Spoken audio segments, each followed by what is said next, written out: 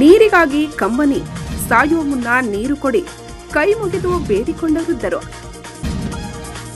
ನಾವು ಸಣ್ಣವರಿದ್ದಾಗಿನಿಂದ ಈ ಕಿಳಿಗಾಂವ್ ಬಸವೇಶ್ವರ ಯೋಜನೆಯ ದಾರಿ ಕಾಯುತ್ತಿದ್ದೇವೆ. ಆದರೆ ಈಗ ವಯಸ್ಸು 85. ಇನ್ನೇನು ಬಿದ್ದು ಹೋಗುವ ಮರ ನಾವು. ನಮ್ಮ ಮುಂದಿನ ಪೀಳಿಗೆಯ ಭವಿಷ್ಯಕ್ಕಾಗಿ ನೀರು ಅನಿವಾರ್ಯ. ಸಾಯುವ ಮುಂಚೆ ಒಮ್ಮೆ ಈ ಕಣ್ಣಿನಿಂದ ಕಾಲುವೆಯಲ್ಲಿ ನೀರು ನೋಡುವ ಆಸೆ ನಮ್ಮದು. ದಯವಿಟ್ಟು ಕಾಲುವೆಗೆ ನೀರು ಬಿಡಿ ಎಂದು ವೃದ್ಧ ಕಣ್ಣೀರು ಹಾಕುತ್ತಲೇ ಕೈ ಮುಗಿದು ಬೇಡಿಕೊಂಡಿದ್ದಾನೆ.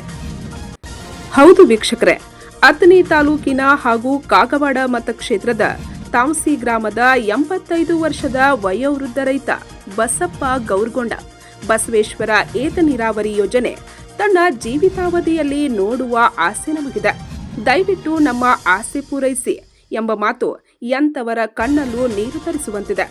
ಜನಪ್ರತಿನಿಧಿಗಳು ಹಾಗೂ ಅಧಿಕಾರಿಗಳ ಬೇಜವಾಬ್ದಾರಿ ನಡೆಯಿಂದ ಜನರು ರೋಸಿ ಹೋಗಿದ್ದು ರೈತರ ಕಷ್ಟ ಯಾರಿಗೂ ತಿಳಿಯದಂತಾಗಿದೆ. ಕಷ್ಟದ ಬದುಕಿಗೆ ನೀರೇ ಆಸರೆ. ಗಡಿ ಭಾಗದ ರೈತರ ಫಲವತ್ತಾದ ಸಾವಿರಾರು ಹೆಕ್ಟೇರ್ ಭೂಮಿಗೆ ನೀರಿಲ್ಲದೆ ಗಡಿ ರೈತರ ಬದುಕು ಕಷ್ಟಕರವಾಗಿದೆ. ಕಿಳಿಗಾಂವ್ ಬಸವೇಶ್ವರ ಏತ ನೀರಾವರಿ ಯೋಜನೆಯ ಕಾಲುವೆಗೆ ನೀರು ಹರಿದರೆ ಇಲ್ಲಿ ಬಂಗಾರದಂತ ಬೆಳೆಯನ್ನೇ ಬೆಳೆಯಬಹುದಾಗಿದ್ದು ರೈತರ ಕನಸು ಎಂದು ಈಡೇರುತ್ತದೆಯೋ ಕಾದು ನೋಡಬೇಕಿದೆ. ನೀರನಕ ನಾವು ಹಾದಿ ನೋಡ್ಲಾಗ್ತೀವಿ, ನೀರನಕ ಬರಂಗಿಲ್ಲ. ನಮ್ಮ ಅವಶ್ಯಕನ ಆಗೈತಿ. ನಮ್ಮ ಕಣ್ಣಲ್ಲಿ ನೀರು ನೋಡೋದು ಆಗಂಗಿಲ್ಲ ರೀ. ಹಿಂಗಾಗೈತಿ. 4-20 ವಯಸ್ಸು ಚಾಲು ಐತಿ. ಮತ್ತು ನಾರಾಯಣ ನೀರು ನೋಡಂಗೆ ಕಾಣಂಗಿಲ್ಲ ರೀ.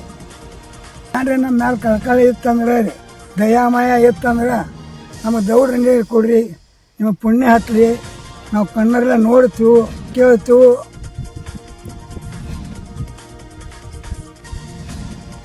ಬರ್ತಾವತ್ತು ಎಲ್ಲ ಜೋಳಗಳು ಒಣಗಿ ಹೊಂಟಾವ. ಈಗ ಮತ್ತೆ ಎಲ್ಲ ಬರ್ತಾವ, ಹಾದಿ ನೋಡ್ಕೋತ ಮಗೋದು ಭವಿಷ್ಯನ ಆತು ನಮ್ಮದ. ನೋಡ್ರಿ ಏನು ವ್ಯವಸ್ಥೆ ಮಾಡ್ರಿ ಅಂತ ಹೇಳೋದು. ಮತ್ತೆ ನಾವು ಒಂದು ಜರ ಕಣ್ಣಲ್ಲಿ ನೋಡೋ ಹಂಗೆ ಮಾಡ್ರಿ. ವಯಸ್ಸು ಆಗೈತಿ ನಮ್ಮದ. ನೋಡ್ರಿ ಲಘು ಏನು ನಮ್ಮದು ವ್ಯವಸ್ಥೆ ಮಾಡ್ರಿ. ಏನು ನಿಮ್ಮ ಕೈ ಮುಗಿದು ವ್ಯವಸ್ಥೆ. ದಿನಂಪ್ರತಿ ಟೊಳ್ಳು ಭರವಸೆಯ ಮಾತಿನಿಂದ ರೈತರ ಆಶಾ ಗೋಪುರ ಕಳಚಿದಂತಾಗಿದ್ದು ಆದಷ್ಟು ಬೇಗ ನೀರು ಪೂರೈಕೆಯಾಗಲಿ ಎಂಬ ಹಂಬಲ ಎಲ್ಲರದ್ದಾಗಿದೆ. ಪಂಚ್ ನ್ಯೂಸ್ಗಾಗಿ ತಾಂಶಿಯಿಂದ ಬಸವರಾಜ್ ತಾರ್ದಾಳೆ.